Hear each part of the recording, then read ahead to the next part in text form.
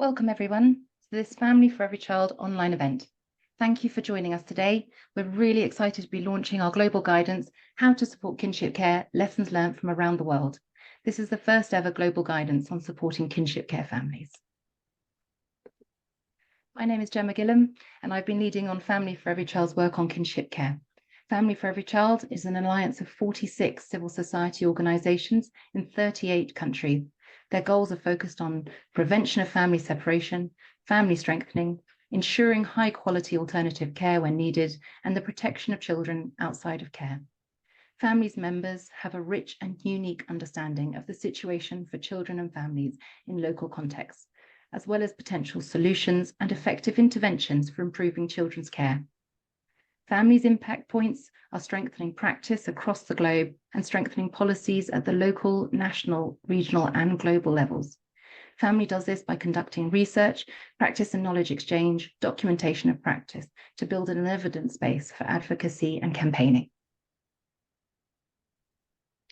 I'd like to introduce our panelists for today. We have with us, if we can move to the next slide.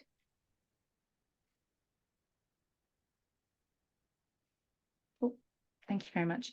I'd like to introduce our panelists for today. We have with us Blessing Mutama, Director of Farm Orphan Support Trust, FOST, in Zimbabwe, supporting orphans and vulnerable children, especially those in the farming community. Blessing is a seasoned development practitioner with over 20 years experience and is currently a trustee and vice chair for Family for Every Child. Blessing is a researcher who's led and contributed to several pieces of research that include the recent scoping study on kinship care in Zimbabwe, the paradox of kinship care, and kinship care in sub-Saharan Africa report. Suzanne Clulo is joining us from Sindhi in South Africa, where she's been living and working for the past 25 years, during which time she's developed extensive experience in program design and implementation, organization and capacity development, research and M&E within the NGO sector. More recently, she's been developing her expertise in advocacy and policy development within the children's sector, and is actively involved in a number of national and international networks. Suzanne is currently manages the Child's Right Advocacy Programme at Sindhi and is a global ambassador for Family for Every Child. Claudia Cabral is the founding director of Terra dos Homens, Brazil, and is the Brazilian representative for ISS and is a founding member of Family for Every Child. Claudia has a background in pedagogy, family therapy, and psychology. Claudia has founded 2 Brazilian networks. The first was in 2005 on family and community living, and that's helped the care reform and has now become a national movement. And the second was last year focused on kinship care. We also have with us Carolyn Houseman, who's the current CEO of Children and Families Across Border, CFAB, the UK branch of ISS, International Social Services, and who's also part of the Family for Every Child Alliance. In 2022, she helped the ISS become an accredited Commonwealth organisation and co-founded the Commonwealth Children's Interest Group to support civil society organisations to advance child's rights across the Commonwealth countries. Carolyn is also the vice chair of the Global Social Service Workforce Alliance, and Carolyn frequently contributes to and publishes on the challenges of determining a child's best interests across varying cultural norms and legal frameworks. We also have with us Katrina Nick Forish, who's the founder of Kinship Care Ireland. As a proud kinship carer and mum of 6 incredible young people, Katrina has insight into the challenges kinship care families face and is passionate about raising awareness of kinship care and its important role in supporting children without parental care. She's dedicated to advocating for increased support, so no kinship care family should have to be caring alone. With skills and expertise in community development, family support, and child bereavement, she's keen to develop strategic approaches to supporting kinship families. Katrina is committed to ensuring that the invisible nature of kinship care is made visible and the quality of life of kinship families is improved. Douglas Reid is joining us from SOS Children's Villages International, where he's currently working as the Head of Evidence and Learning in the Programme Development Department of SOS Children's Villages, and is based in the UK. Douglas has been working in social development for 30 years, of which 25 were based in Africa, and has extensive experience in programme design, implementation, monitoring and evaluation, and learning. Douglas has a strong interest in support for kinship care as key part of the programme work on SOS Children's Villages. Thank you to all of you for joining us today and for sharing your insights and experience on kinship care.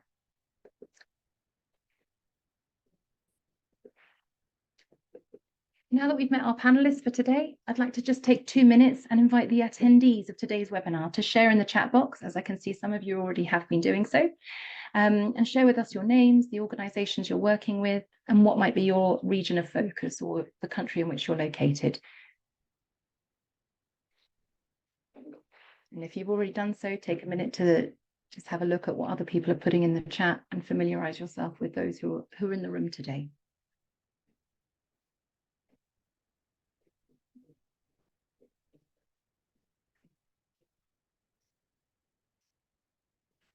Once everyone's had a chance to do that, I'd like to invite you all to complete a poll, which should be popping up on your screens now.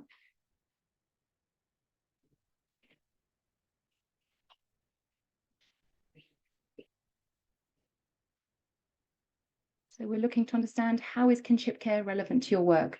Do you provide direct support to kinship care families? Do you work at the policy level, working on advocacy or the development of policy? Are you a funder or a donor supporting practitioners working on kinship care? Or maybe you don't currently work on kinship care, but would like to. Or if you're not currently working on kinship care, but have just come here to learn more on the topic.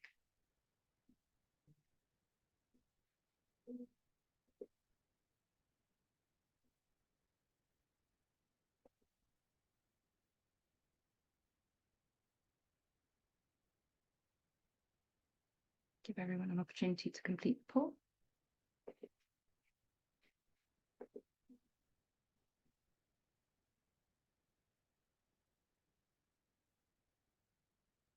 Andrea or Georgina, once you've got a sense of numbers of people who've completed the poll, please can you share the results? Yeah, just a minute more, I think. Okay.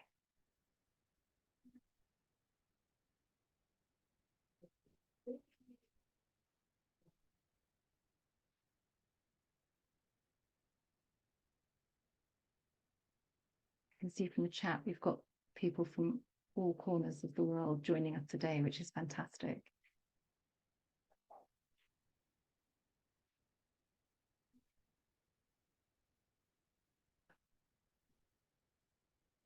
Brilliant. So it looks like a lot of you are involved in policy level advocacy and development, along with quite a lot of you who are also providing direct support to kinship care families. So that's great. So coming with a lot of understanding and expertise as to what it looks like working on kinship care, which is fantastic, along with others who are coming here to learn, which is great. Brilliant. Well, welcome to all of you. And I hope you find this interesting and informative. It's been great to get an understanding of who's in the room with us today. So a quick run through of what we'll be covering in today's webinar. Blessing and Suzanne will share with you all the journey that family's been on to get us to the development of the guidance and provide an overview of the guidance itself, the process we went through, the content and the key messages. We will then hear from 4 of our panelists on how the guidance is relevant to their work, how they'll be using it and some of the successes already experienced. I will then share on some of the opportunities for future collaboration on kinship care. We will then be asking you, the attendees, about how you plan to use the guidance, the relevance it has in your context, and in exploring some of the future engagement opportunities. This will help to inform some of the work that we'll be looking to collaborate on over the coming 12 months. Finally, we'll have an additional 15 minutes at the end of the webinar for an informal Q&A session where attendees can ask their questions of the panelists. If you're unable to stay for the Q&A session after the webinar, please do post your questions in the chat or in the Q&A box during the webinar, and panelists will either respond to them if they have time, or alternatively, will share the responses on the Changemakers platform after the event. Blessing and Suzanne, welcome. I'll hand over to you to share more on how we got here and to give an overview of the guidance. Great, thanks so much, Gemma. Yeah, I'm so excited to be presenting to you the global guidance on kinship care today. Indeed, it has been a long journey, and here we are today. It's important for me to acknowledge Emily Dillap from Child Frontiers for the great work that she has done in this work by putting together all the inputs that were coming from all the corners of the world. And we've worked in collaboration with her to have this document today. Just to give you probably a brief of a background, as to why we needed to work on the kinship care guidance. A few years back, we had a global movement that was advocating for the deinstitutionalization of care for children, and the aim was to decongest and close institutions. However, the big question was, where do we put or where do we move the children that are coming from the institutions? And I remember by then we had established a working group on care in the African context within the Family for Every Child Alliance. And we had members from this group attending conferences that were talking about deinstitutionalization of care. And upon reflecting on outcomes from these conferences, the group realized that the discussions at the conference were more inclined to moving children into foster care and adoption. But after we had further reflections and discussions, it was actually revealed that traditionally, children in need of care were integrated into extended family. And also the anecdotal information that we had from members showed that most of the orphaned and vulnerable children in Africa particularly were being supported in kinship care. Yet this form of care was not being mentioned. So the group then realized that there was a gap in terms of data and evidence around support for kinship care. So you'd realize that Family for Every Child's work on kinship care started several years ago.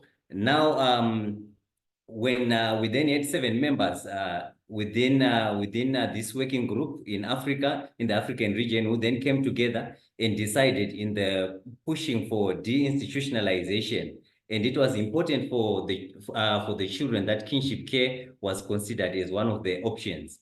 In order to advocate for this, we needed to build a body of knowledge and evidence demonstrating the benefits of kinship care. In 2019, we then conducted and published national, regional, and global level research, which was looking at how kinship care was being used in the different contexts and the benefits of kinship care, as well as the challenges that were being faced by children and families in kinship care. What we then found was that despite it being one of the prominent forms of care for children across the world, it was often informal, unrecognized, and under-supported. And when unsupported, this potentially put children at a higher risk. And you'd realize that having explored the why kinship care is important, we now had to explore and understand how best to support kinship care. And this is where the guidelines came in.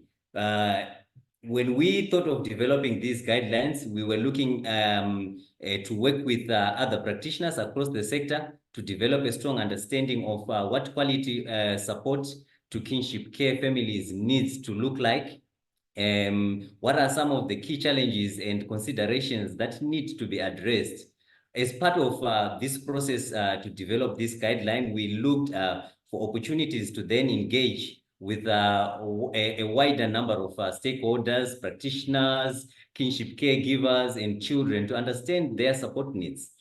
The guidance is actually aimed at policy makers and program managers working on support to kinship care, with the purpose of convincing governments, the UN agencies, and NGOs about the need to prioritize support to kinship care, while outlining the key components of this support and providing promising examples of promising practice. Can you move on to the next slide, please? Then in terms of the process that we went through in developing the guidance, the guidance is based on a review of global literature, and this included research papers and reports and program documents. We also held some key informant interviews across 25 countries and consultations with policymakers and practitioners.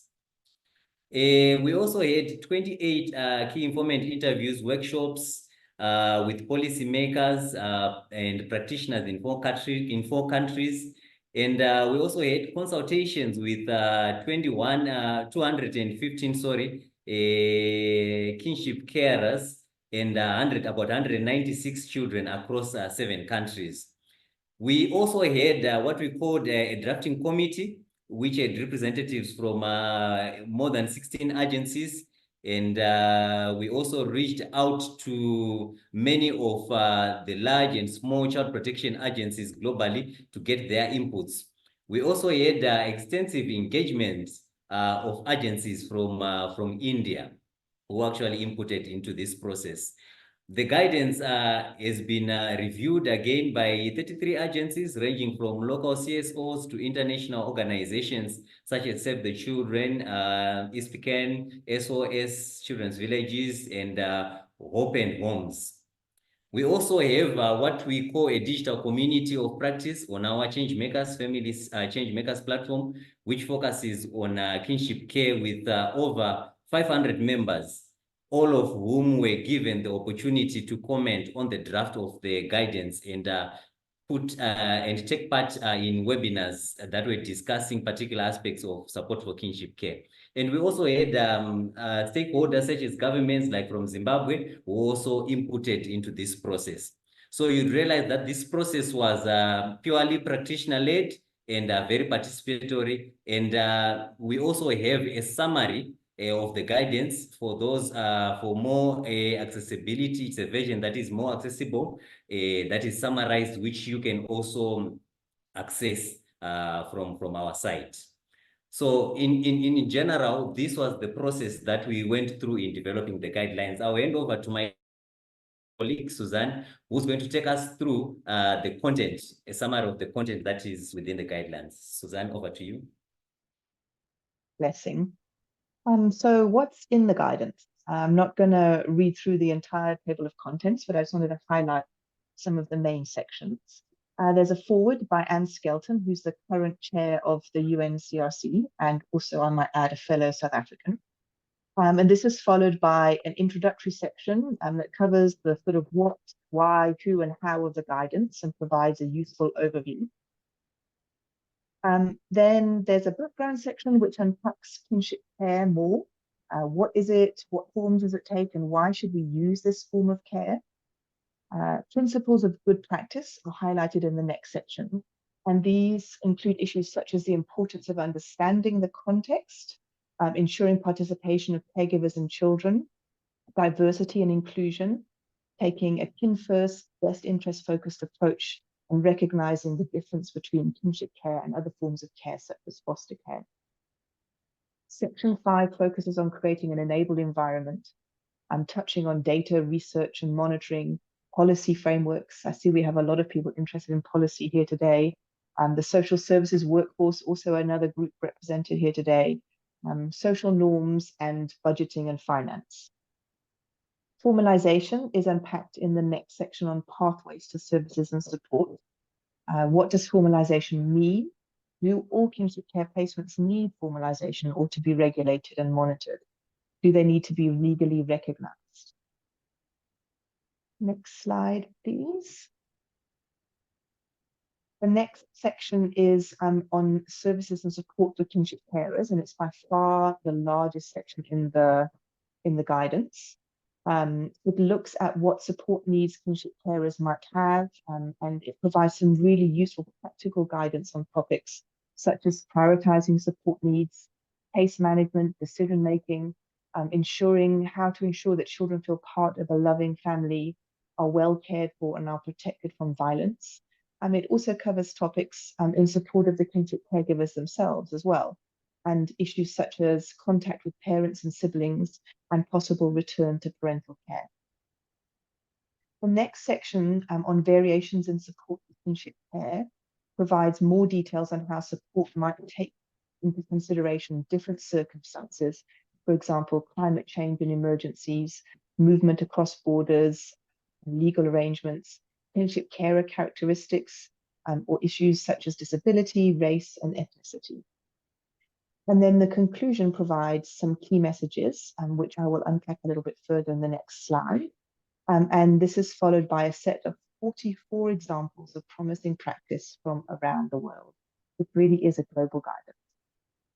Next slide, please. So what are the key messages? What are some of the important things that we need to consider when we're talking about kinship care? First and foremost, kinship care is widely used globally.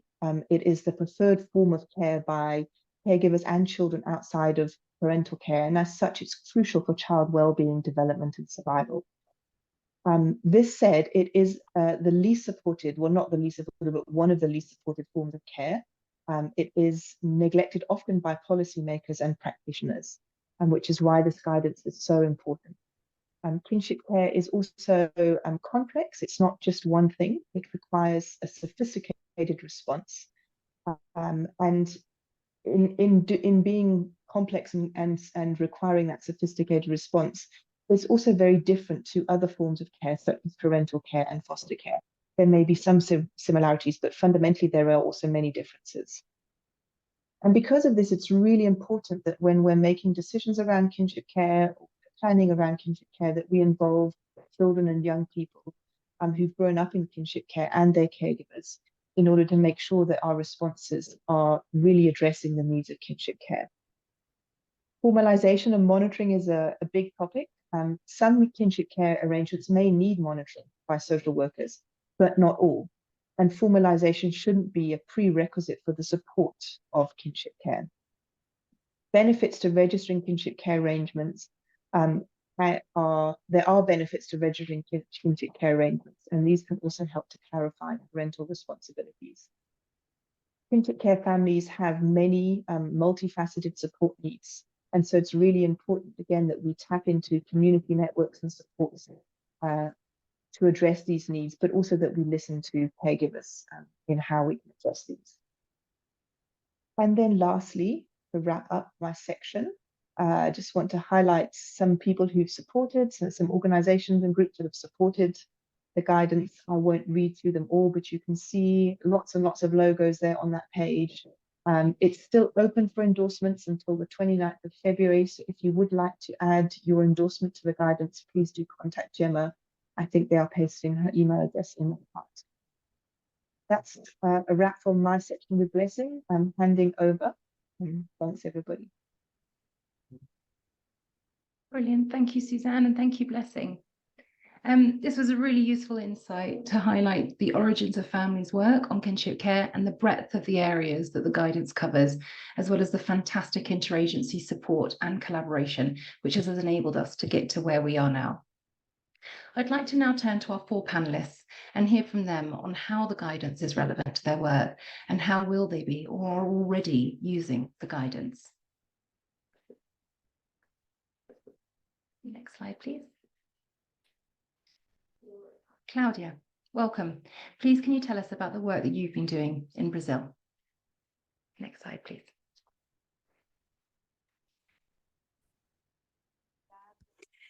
Thank you very much, Gemma.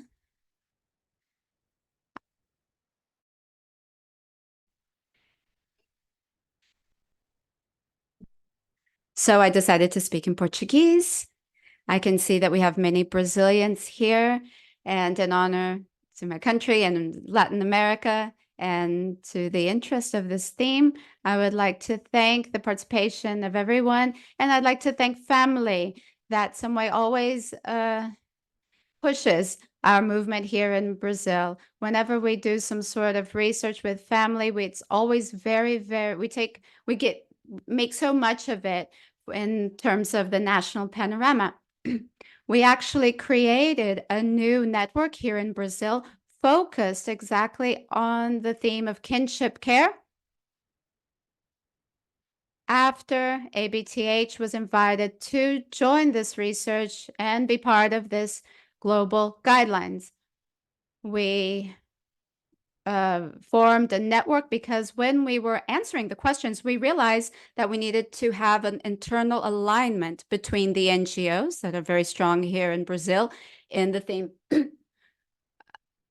of placement, family placement, and deinstitutionalization of children, the welfare system that's very strong here, and the justice system as well. As soon as the placement of the child in kinship care many times is managed by judges and courts and the childhood court. And so we created this group, and this group ended up writing up a national document from this consultation, from this research that was done.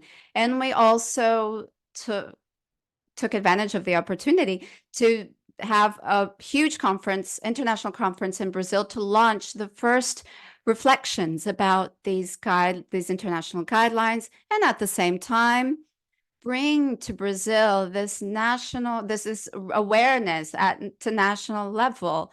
Where are we in this whole panorama? So this group that was created, this network, now we would like to continue this work and focus upon new laws and new policies in Brazil, municipal policies, especially because and that's where the child is, and that is where these policies will directly affect the children. What I can say is that from this huge national conference, we started having lots of local level seminars. We've been called to participate by members of this group.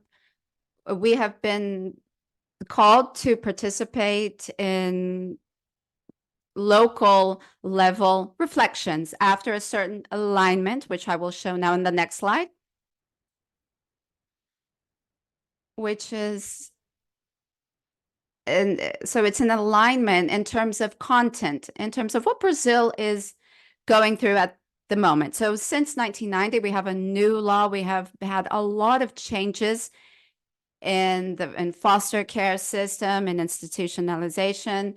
A lot more foster families in the whole country, and we continue towards this shifting of institution to foster families. And we understand that kinship is focuses on prevention and talks about what is this who is this family, whose it's not just about mother, father, and child. There is always the family always is supported by an extended family, and that is where the challenge of this diagnosis is what is prevention and what is protection.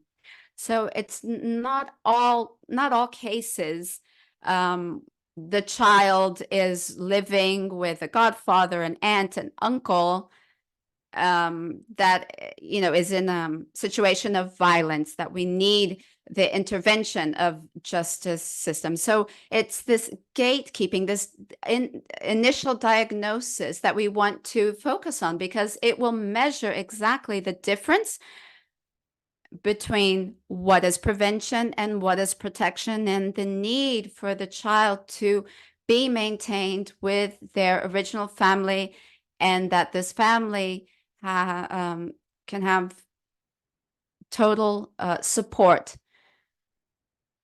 and protection. So Brazil has a tradition of forming networks and elaborating lots of policies, and a big movement to have more local policies. It's a very big country, so I think we've been very successful, and we hope to enhance this all over the continent. Thank you very much. Thank you, Gemma. Thank you to all.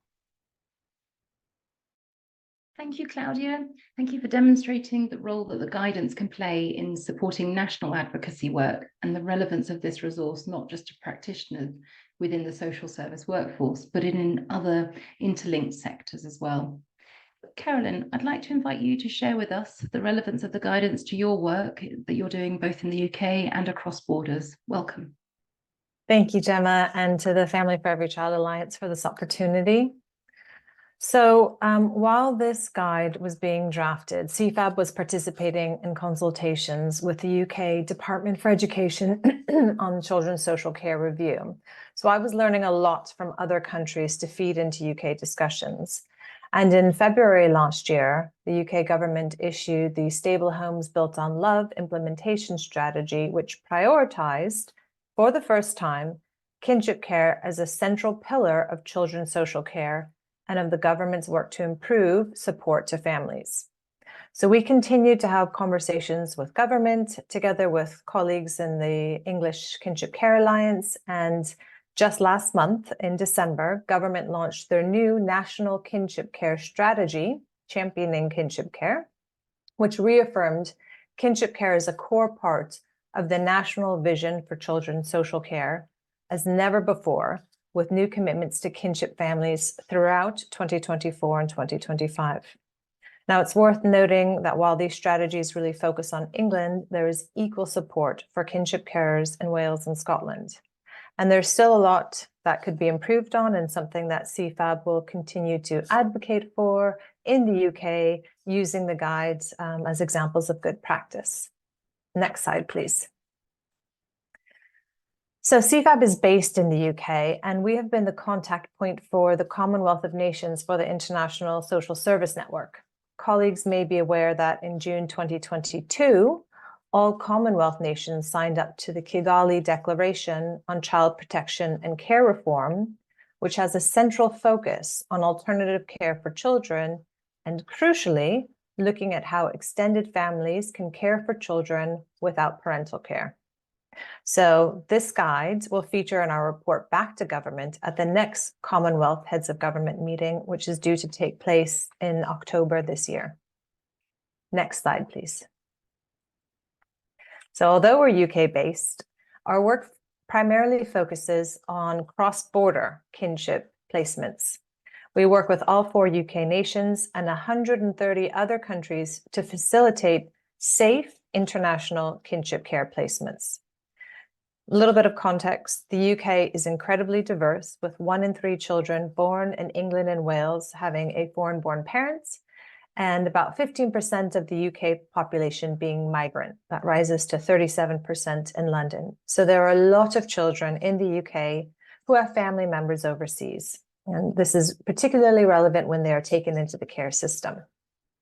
Yet, when children are deprived of parental care and become looked after by the state, an extraordinarily low proportion are reunited with their families overseas. This is steadily increasing, but still under 1%, as you can see in the table I've given you here, across the 4 nations, with Northern Ireland just slipping off the slide, apologies for that, being the highest. So this is where I feel the guide will be incredibly useful to us and to the UK, as it'll help us illustrate to children's social care workers what kinship care really looks like in other countries, which we hope will help allay misconceptions or fears that exist about placing children with family members outside of the UK. Next slide, please. So finally, alongside the development of this guide, the International Social Service Network has developed a set of global principles on child protection practice that prioritize the exploration of family placements without discrimination to achieve the best long-term outcomes for children. Both the guide and the principles build on one another by emphasizing the positive outcomes that extend when children stay in safe family settings. ISS is looking to roll out this equity and permanency campaign across member countries around the world in the future. And again, this guide will be really instrumental for helping to make the case for kinship care as a viable option for children, even when family members are overseas. Thanks very much for your attention. Thank you, Carolyn, for showing us the relevance of this guidance to not only the UK national policy, but also the support needs of cross-border kinship care families, and how it's going to play a crucial role for the large international networks such as ISS. I'd like to now welcome Katrina to share with us her experiences in Ireland. Welcome, Katrina. Hello, everybody from Galway in the west of Ireland, and thank you to Family for Every Child for all its work on raising awareness of kinship care and for the opportunity to share how important this global guidance is for our work here in Ireland. As a kinship carer, this is a fantastic document and gives me, and I'm sure loads of other carers, hope for the future. I became a kinship carer to my 4 orphaned nieces following the deaths of their parents in 2012. I had never heard the term kinship care, and once I heard of kinship care, I realised that we were no longer alone, that our family were part of a greater kinship community worldwide. However, as the years passed, I realised that our kinship family were an invisible family type in Ireland, and that there were over 10,000 children in kinship care in Ireland, and that there was also a lack of policy, specialised information and support. And setting up Kinship Care Ireland, over the last 5 years, Kinship Care Ireland, hosted by Tror, who is a national charity who support modern families in Dublin, we have worked hard to raise awareness and promote the value and the importance of kinship care. In Anne Skelton's foreword, she highlights that growing up in a safe and caring family is fundamental for achieving a child's rights. And for the millions of children across the world who cannot be cared by parents, kinship care offers the best chance of such a home. This global guidance on kinship care is like a map that will help many navigate the complex family circumstances of kinship care and identify pathways to support. The UN Convention on the Rights of the Child acts as a compass to ensure that the rights of children in kinship care are upheld and that all children in kinship care can reach their potential. The next slide, please. The global guidance is of particular significance to kinship families in Ireland and is a timely source of information and global best practice. In February 2023, the UN Committee on the Rights of the Child recommended that the Irish government develop a policy on the rights of children in informal kinship care. Kinship Care Ireland are currently working with the Department of Youth and Children on a scoping exercise to develop this policy. And most importantly, this will include both the voice and lived experience of children in kinship care and their carers. In March this year, there will also be a referendum on the Irish Constitution to address the need for wider definitions of family and care. And we are working hard to ensure that this includes kinship families in these important constitutional changes. The global guidance will inform and guide the development of strategic policies on kinship care and inform the development of supports for kinship families in Ireland into the future.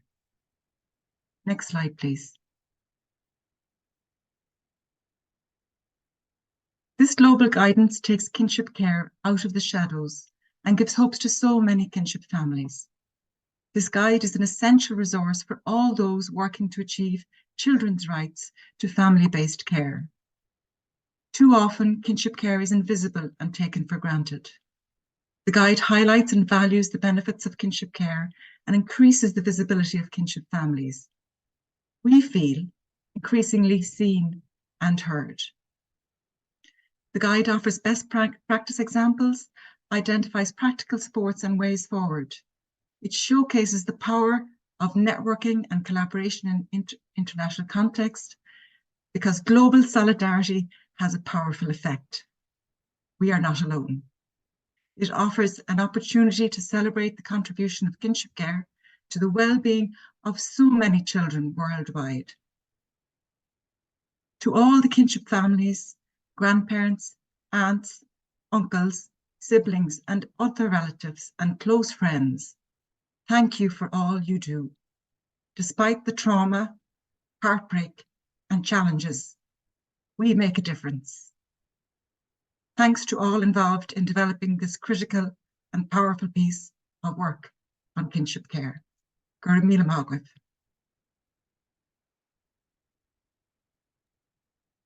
Thank you, Katrina. It's great to hear what this resource means to kinship carers like yourself, and to hear about how the guidance is already shaping policy at the national level in contexts such as Ireland. Douglas, I'd like to turn to you and hear about how the guidance is relevant to the work of SOS Children's Villages International globally, and how it will be used in your work going forward. Welcome. Thank you, Gemma. As SOS Children's Villages, we're really very happy to be here at the release of the guidance. Yeah, it's been great to be part of that journey. Maybe if we can go to the next slide. And the next one. So for those of you who don't know who SOS Children's Villages are, we are an international NGO working in 138 countries and territories worldwide, which if you look at the map, they are the ones in colour.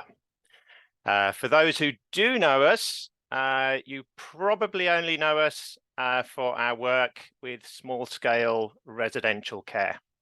So we would like to give you an idea of how support for kinship care fits into our programme work. In short, yeah, because I could talk for a long time, we support kinship care through two kinds of services.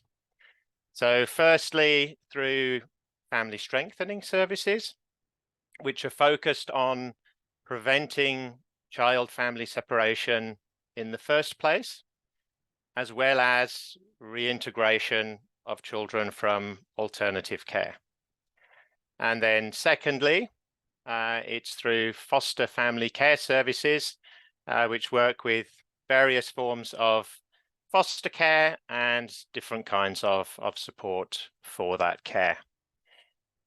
To get an idea of the scale, yeah, of how much we are involved, of the more than 500,000 children, young people, adults that we're reaching through the family strengthening services, at least, and I say at least because our data is not capturing everyone, at least 22,000 children are in kinship care.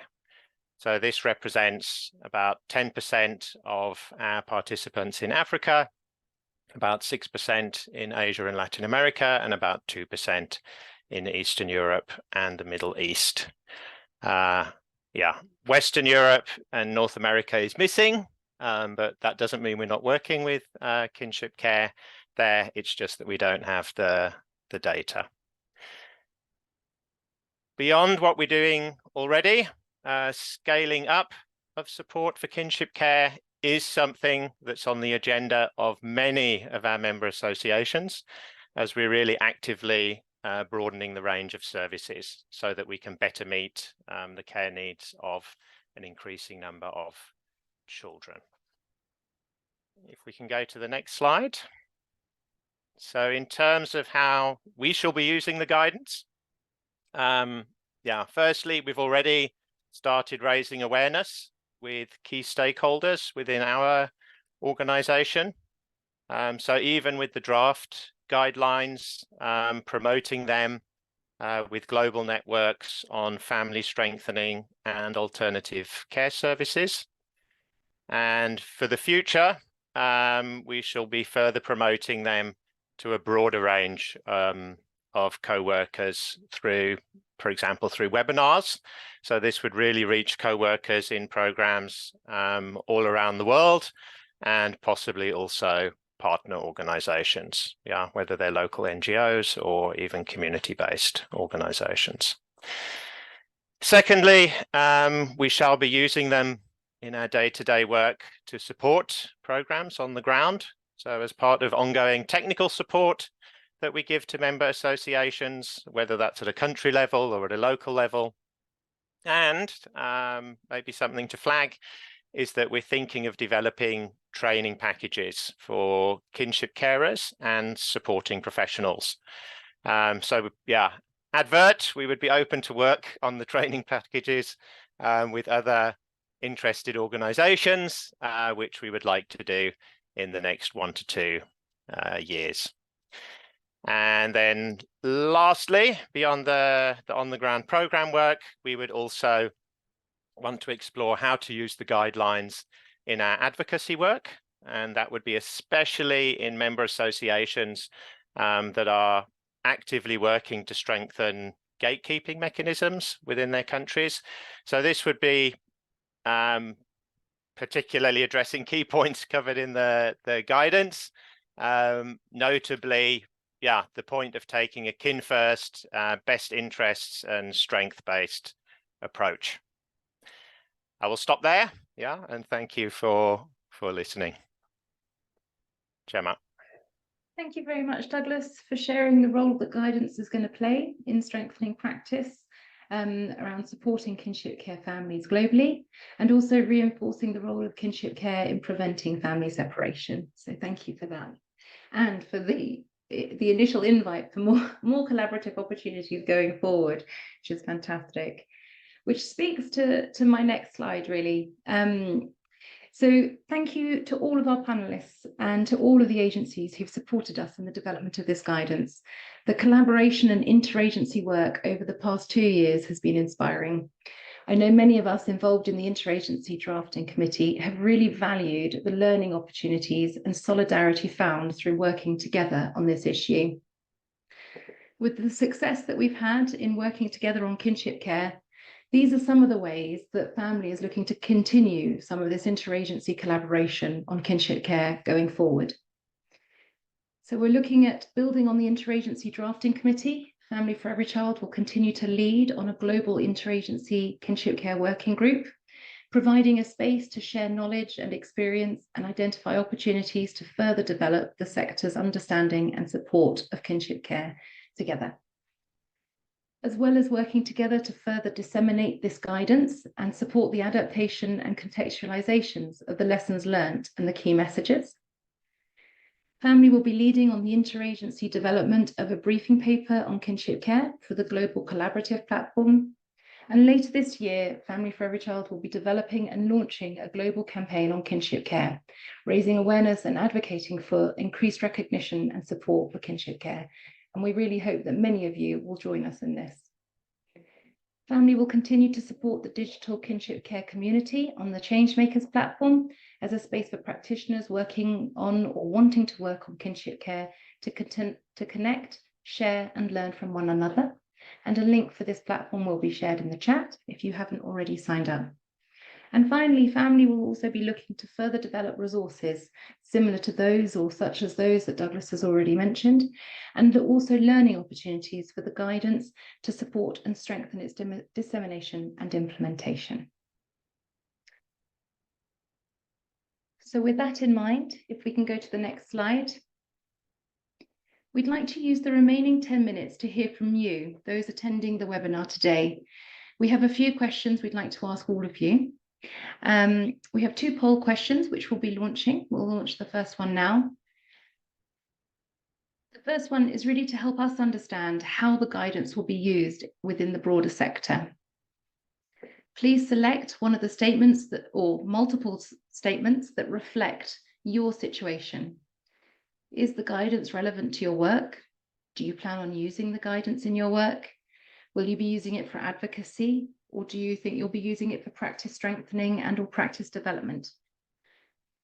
Or are there other ways that you might be planning on using the guidance that aren't listed above? Or finally, maybe you're not sure yet how you'd like to use the guidance, but that you recognize that it is definitely relevant to the work that you're currently doing. It would be great to give us a sense of how this resource will be further used. I'll give you all a minute to input your responses.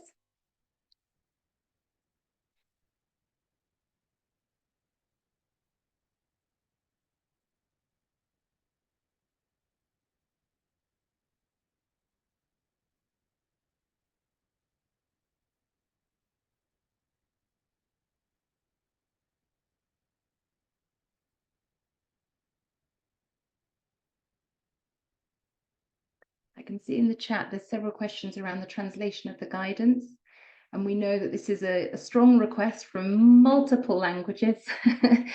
And just seeing the number of languages that were needed today for the launch webinar, we know that this is a priority need, and it will be something that we'll be trying to do over the next year.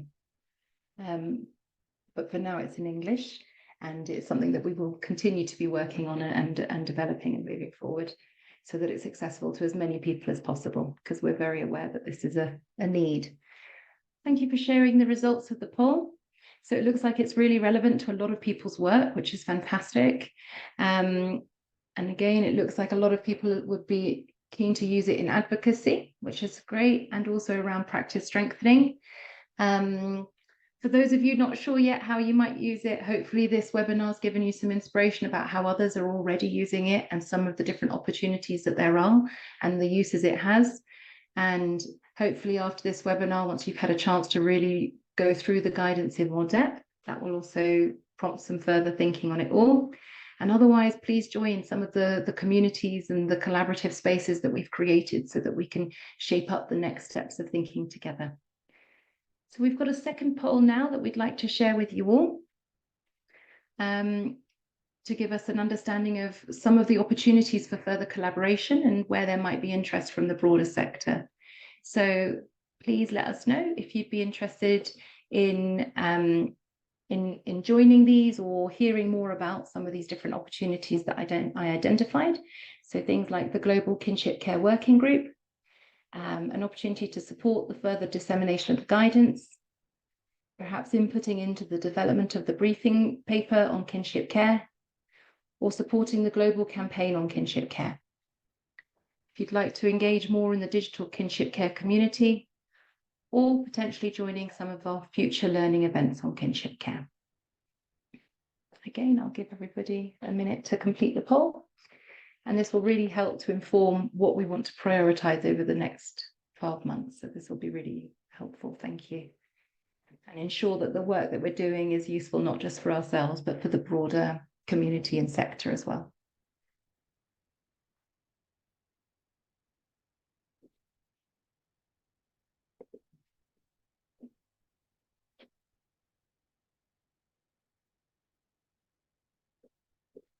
We're able to share the results from that poll. Brilliant, thank you. So it looks like there's a lot of interest in joining future learning events, which is great. And we're already giving some thought as to what that could look like. And a lot of support for a global campaign, which is also really promising. And for those who are interested in getting involved in things such like as the Global Kinship Care Working Group, or inputting into the development of the briefing paper, please do reach out to us directly so that we can make sure that you're included in those relevant communications as well. Thank you. And then finally, if you are interested, which it seems many of you are, in potential future learning events, please can you add into the chat any areas in particular that you'd like to hear more about, or that you'd appreciate a more in-depth learning opportunity on. Perhaps there are areas that you have particular expertise and you'd like to also be able to share that expertise and understanding in relation to kinship care. So yes, if everybody could take a minute or two to add into the chat some different areas of focus around kinship care that would be of interest for us to take forward, that would be really helpful. Thank you.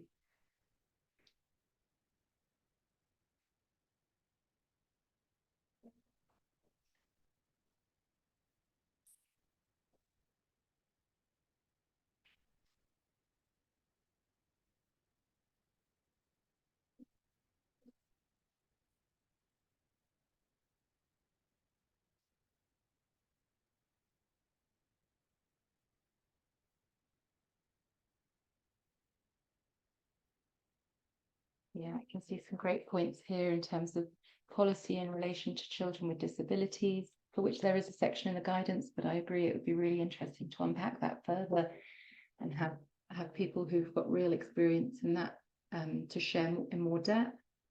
So lots of interest in learning programs, understanding more about lived experiences and informal care practices. Brilliant. I think there's also probably a lot of learning around kind of influencing policy around kinship care, given the different experiences that we've heard about today already. Yeah, and the different support needs for the different types of carers, so grandparents versus other types of carers. Yeah, looking at supporting regional specific launches. I think that's a great way of supporting the further dissemination of the guidance and really enabling that next step thinking around contextualization and adaptation. That would be really useful. Fantastic. Well, please keep adding those in because we'll be capturing them and looking back at them afterwards to help inform our next step thinking and planning around different learning opportunities and collaborative opportunities. In a minute, we'll be having an additional 15 minutes for an informal Q&A for those who can join. If you're unable to join, please add your questions to the chat box or the Q&A box before leaving, so we can respond to them on the digital kinship care community after today's event. But before we move to the Q&A session, I just wanted to again thank everybody for attending today. And special thanks to the panelists today and all of those that were involved in the development of the guidance. In particular to Emily Delat from Child Frontiers and the agencies who formed the Interagency Drafting Committee, who joined family on this 2-year-long journey. Many thanks to all of you. And then finally, for those of you who haven't had the chance yet, we'll be sharing the links to the guidance and the summary in the chat. So hopefully you'll all get the opportunity to read them both in depth after this webinar, if you haven't done so already. Thank you very much. And then for those who are staying on for the Q&A, please just stay on and we'll open it up to questions, of which I'm conscious there are already some in chat, so that's great.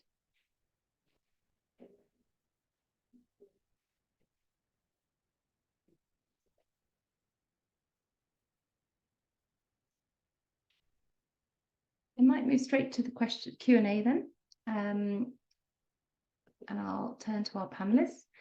So one of the questions already posed was, what methods have countries used to calculate the numbers of children in kinship care and the numbers of kinship carers?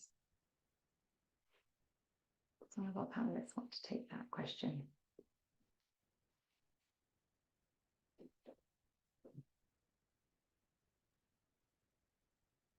Yeah, I mean, I could jump in around our services at SOS Children's Villages. So basically the data that we have is largely about the children and young people who are in, and families who are being supported directly by us.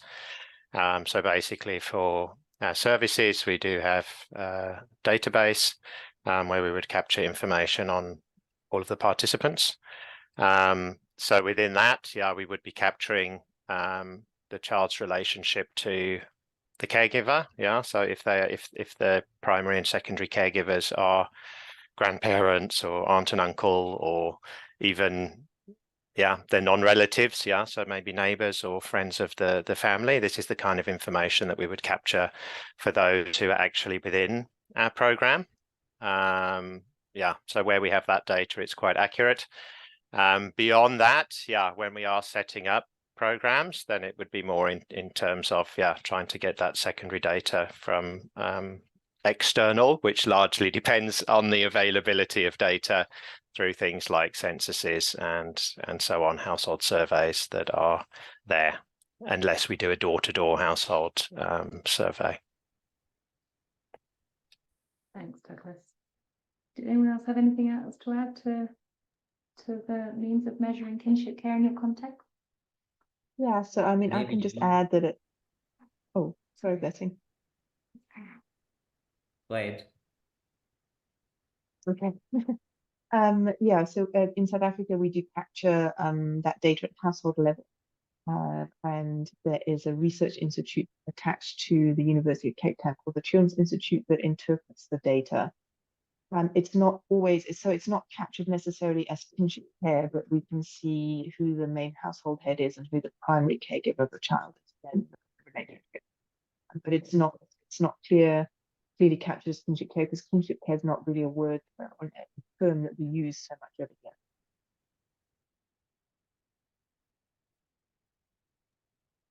Yeah, so for us here in Zimbabwe, I think it starts at village level, where the village heads, they actually keep qualitative and quantitative data on the households that are within their communities, according to the vulnerabilities that they have, who's staying with the children. So that information would then be sent to the district level, where it's actually put together by the District of Social Services, and that is then collected, at national level, giving us, the aggregate, numbers of children that are being kept, within kinship care. Yeah. That's the system that we have in Zimbabwe. Thanks, Blessing. So another question that's come in is, do the countries create a new legal status as kinship care, or do they go under either foster care or adoption of the child?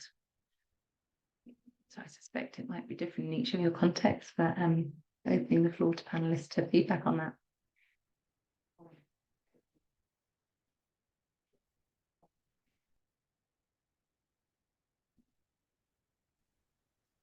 I'd like to help collaborate. Yes, please, Claudia. In Brazil, we treat it in a very different fashion because we understand that the relatives are part of the original story of the child. The child is not separated from the original family, but when it is placed in adoption, there is a destitution of the family power. So it's complete. When she's completely removed from the original family. And when we talk about foster family is somebody who doesn't know the original family, who is selected and prepared to receive this child. Therefore, they're very different status, and we differentiate it as such. And legally, we have a whole process going on, especially for there not to be this for not to be any confusion amongst these. I'm sorry, she's on mute.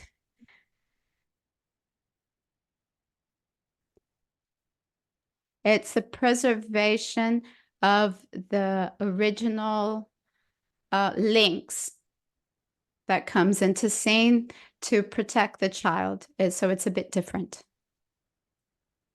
Claudia.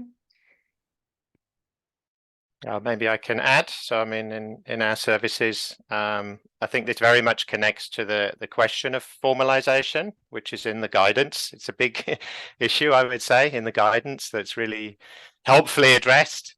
And there's the basic point that it doesn't make sense for all kinship care families to actually have that care setting formalized. So it doesn't make sense for all caregivers to formally be recognized as a foster parent or whatever. Where it is formalized, it is normally as within foster care, but otherwise it's outside of that. It wouldn't normally be adoption. Carolyn, you had your hand raised as well. Did you have something to add? I think Douglas addressed it with the sort of, differences in whether kinship care is recognized as a formal placement or if it's informal kinship care. And I guess just to add to that, obviously the complexity is compounded when you look to place a child with family members across borders. So while you might have one particular order in England, and by the way, the orders for kinship care will be different in England and Wales versus Scotland and Northern Ireland.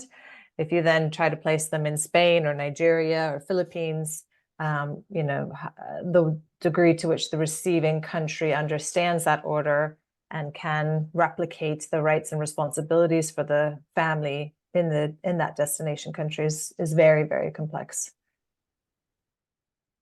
Thanks, Carolyn. Katrina, you've got something to add?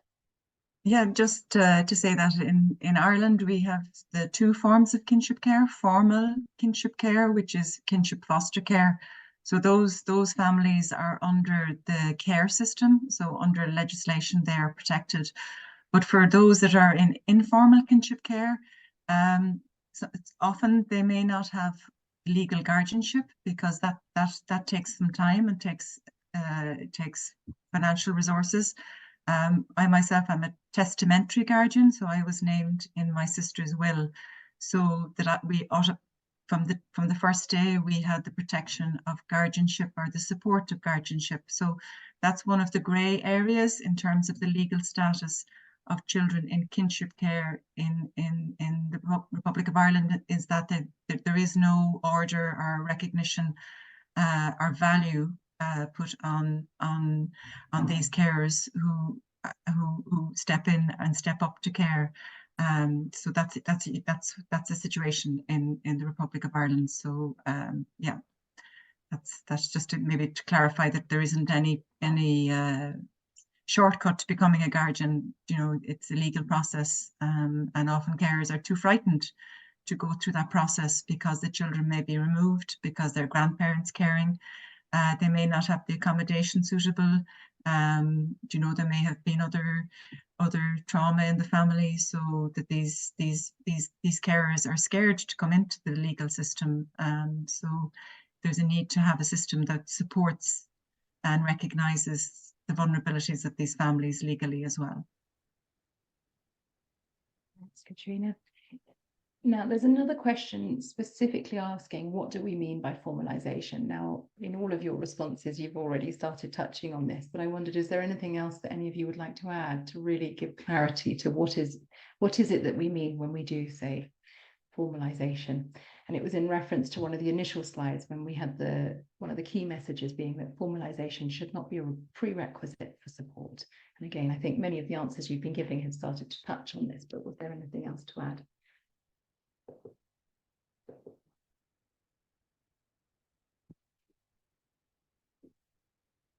No, Suzanne? Emma, I'll touch on this. Yeah. So I think what we're trying to say here is that children living in kinship care and the caregivers need special support. And that might be from accessing like a social grant or parenting support or advice, etc. And that that support shouldn't be contingent on the child being placed, for example, formally in foster care or guardianship, because as Katrina's explained, sometimes that can be quite challenging to obtain, and it's a legal process. It can be costly. Placing a child in foster care, which is a form of formalization, requires a social work intervention, might require you going to a court, etc. And so those shouldn't be things that mean that then caregivers can access or children can access support, that whether or not that placement has been formalized, children and caregivers should still be able to access the support that they need in order for that placement to provide the best solution for the child possible. I don't know if anyone else wants to add on to that. Suzanne? Yeah, maybe Yeah. I could add on. Here in Zimbabwe, usually when we also talk about formalization, because kinship care happens informally, families in terms of placement, you know, families just agree who's going to take care of this child. And it's something that doesn't go through the courts. But now if placement of the child, you know, goes through the courts, then it becomes formalized. But if it is a decision that is just made by the relatives, then that's informal for us here. Thanks, Betty. And Claudia, coming to you, did you have something to add?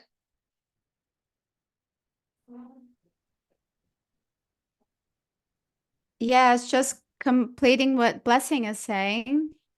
You can go through the children's court or not. When there's violence, there's stress, when there's a very serious conflict amongst the relatives and the parents, then it goes to court and there's a bigger control of the situation. But when you analyze the situation and there's no violence involved and the family only needs to access resources or the right to care and to have documents that authorize traveling or enrollment in the school or something like that, you don't need a control of a justice court to verify the level of violence. So from informalization to formalization, the challenge is diagnosis of the level of violence that exists in these family relations and inter-family relations. Thanks, Claudia. There's a question here specifically for Carolyn regarding overseas kinship care. What have been some of the best practices for ensuring it is a safe placement? And if you're working cross-border, do you collaborate with child protection in country to assess safety? Great question. Short answer is yes. The long answer is we very much are advocates for working with local child protection systems and social service practitioners to assess potential carers in the destination country, to do record checks, to understand access to support services and support networks in general in the destination country, to ensure that child's needs can be met in the destination country and by the carers themselves. And of course, in most cases, when a child is being placed with kinship carers overseas, it is going through the court system. So there'll be a lot of legislation and requirements that we need to meet within the English court systems or, you know, respective Scottish Northern Irish court systems in order to place that child in the destination country. So it is more complex than a purely domestic placement, but I think we all know that the outcomes for children are much better when they remain with family members. And so as much as possible, if CFAB and others are able to clarify those systems when working internationally and make it easy for child protection practitioners, that's our job, and we're very happy to do so. Thanks, Carolyn. There was a question here about, they were asking to hear about the readiness of families and friends to provide care for adolescents as compared to children below the age of 10 or 12 years old. Has there been any research or document of experience related to these age groups? I mean, there is a section in the guidance that looks at the different support needs and the different challenges faced with different age groups of children in kinship care. But turning to our panelists, if there's anything else that you would like to add in terms of your experiences of different age groups in kinship care. So just very quickly, I can just add most of the international kinship care cases that we see, and they certainly will not be all of the international kinship care cases, but children tend to be younger. When children are older, they tend to have more established friendship networks and other links to staying in this country that override being placed with family members overseas. But that's just for CFAB. That's interesting. Thanks, Carolyn. Katrina, please add. Yeah, I think it's a really important question, because as we all know, that adolescence is such an important life-changing moment of life change for young people. I had 6 adolescents in my household, and it was a very, very steep learning curve. And I really feel that there is a need to look at the whole area around parenting within the context of kinship care, and how do you parent as a relative? How do you parent as an aunt or a grandparent? And for grandparent it's different, and for an aunt it's different. So I think the whole area of parenting is really critical, and it's one of the areas of research. There's a researcher in Galway in Ireland looking at the whole area of parenting, and it is crucial, because when you have children come into your home, I have five girls and 1 boy.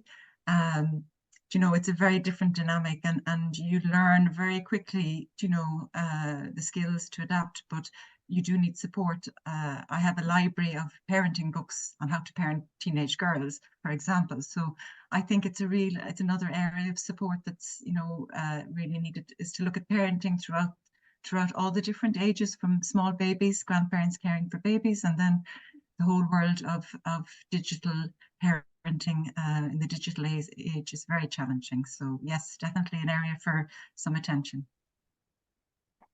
Fantastic point. If I may quickly add, Yes. and I know I've got an eye on time, but the age issue, I mean, it also connects to the question of keeping siblings together as well, because child-family separation isn't just about separation from the parents. It also then can involve separation of the children themselves from one another.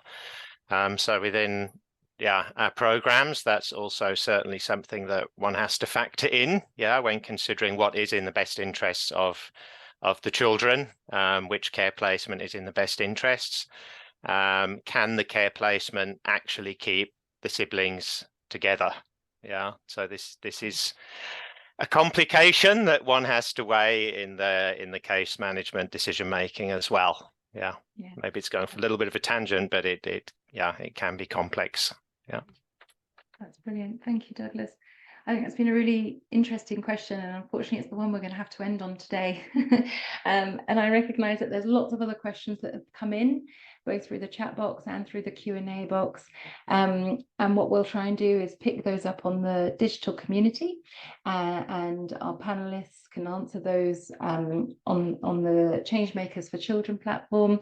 And others can also add to them in terms of their own experiences working with kinship care or being kinship carers yourselves.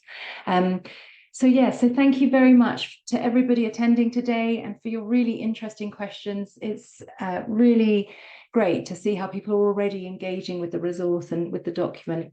There were several other comments coming through about ideas around what people would like to see coming up next, pieces of research, learning opportunities, deep dives into understanding specifics around kinship care, please keep sharing those with us. That's the purpose of the digital platform. It will also be the purpose of the interagency kinship care working group. So we're really keen to keep collaborating and ensuring that what we're working on is useful to the wider sector and to all practitioners working to support kinship carers. So thank you, everybody. Thank you again to all of our panelists and for everybody who inputted their valuable time into developing this resource. Thank you very much. Bye-bye.